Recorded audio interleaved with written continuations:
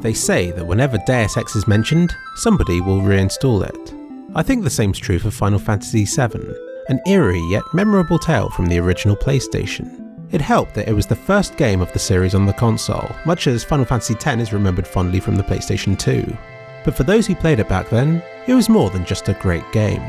It was, to me, the birth of modern gaming, where a massively detailed world could be stored on a disc, complete with 3D graphics, complex yet balanced mechanics, and beautifully pre-rendered cutscenes rewarding you every step of the way. Like this one here, which I should probably stop right now. Sure, some bits of it have aged, most noticeably the graphics. I don't think the summon spells are going to impress anybody anymore, and gameplay-wise, the grind is real. More so than with 8 and 9, some parts seem as drawn out as possible just for the sake of it. On your elusive quest for the final crates in an area, you'll run into confusing dead ends and get dragged into battle after battle, only to eventually reach it and to realise it's an item that you'll never use. The main story is, well, I'm going to be hated for saying it, but I didn't think it was anything special. The characters are great, but the all lives are connected, try to save the world storyline just doesn't do it for me, and only serves as a means to an end and an excuse to explore the world and to kill everything you see. And when you stop to think about it, a lot of this game doesn't make any sense. What's this mini-quest supposed to be? And why are we fighting an icicle? But ignore all that, because the game's still worth playing. As much as I bitch and moan about the repetitive fight mechanics, it's that which makes it so appealing in the first place. You are rewarded for the time you invest into the game, and no matter how primitive those CGI scenes are, they're still a treat to watch. But this is more than just me being sympathetic to the game because of its age. The characters are still memorable and well crafted, even by today's standards. There's still a thrill to exploring the world, even if it's made up of just a handful of polygons. And when the Materia system rewards you with a new power, you can't fail to be excited.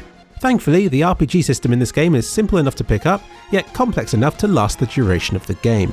Every character has their own unique weapons, with upgrades seemingly staggered so they all have their time to shine at some point in the story. Yet you can still mould them with Materia to be whatever you want them to be. Want Cloud to dish out healing spells every battle? Sure. Want Fluffy Red 13 to be a pyromaniac? Yeah. Want Aerith to be your main fighter for the entire game? Well, you can try, I guess. So yeah, this Materia stuff shapes your characters and can be swapped out for other skills at any moment, so you can experiment with different combinations to your heart's content.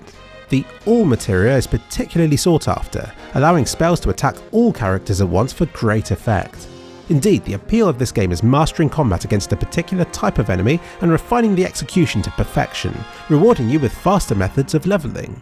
And one of the bad guys in this game deserves special mention: Sephiroth. For in a game filled with ludicrously sized stabby things, he undoubtedly has the longest. He's the big cheese, and this is really emphasised as the game progresses. There's a sense that you're following in his footsteps all the way, slowly discovering how he reached his final form. You encounter mere hints to his sheer awesomeness. Indeed, you begin to believe that besting such an opponent must surely be impossible. I know few other games that are as good at bigging up the bad guy as this one. It's safe to say that this game paved the way for future titles. We take a lot of what it achieved for granted, yet there are still some remnants from older generations. The pacing isn't always consistent.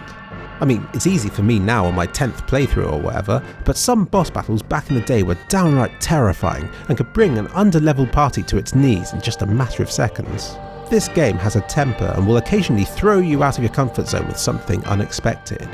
It even has the cheek, after tens of hours of gameplay, after you've lovingly leveled and bonded with your characters, to have some of them betray you. Some are even selfish enough to die permanently. Another thing you won't find in modern titles is the variety of minigames. Final Fantasy VII is full of them, and they're not just piddly little afterthoughts. Some have almost as much depth and strategy as entire other games from the previous generation. Some are compulsory, others you may miss completely. What amazes me though is the imagination that's gone into making them. Many are buggy and unbalanced and feel like little pet projects made in the developer's spare time. One moment you'll be skiing down a hill, the next defending a beach from a monster attack in some weird Heroes of Might and Magic style grid-based system. Many of these only contain rudimentary tutorials that you almost certainly won't bother reading. But you should, as you'll be thrown in the deep end and will be expected to pick them up the hard way, and some don't even give you a second chance. In this era of polish and balance, such deviations from core gameplay wouldn't even be attempted, even if failing them never punishes you too greatly in the grand scale of things. Final Fantasy VII isn't afraid to shake things up and never takes itself too seriously. As I ventured through this game recently, I think I enjoyed it more than I've ever done before. I could enjoy the point I was at, but also how investing the time into levelling up and collecting items now would help my playthrough in the long run. But there was also a third thing.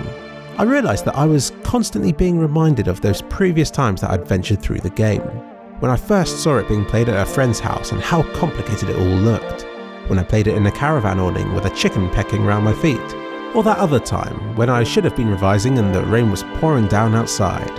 And those memories of mine have been embedded within the magical, dark, yet hugely enchanting world that is Final Fantasy VII. So I guess that what I'm saying is, it's a great game. And if you haven't played it already, well, what are you waiting for? Another remake?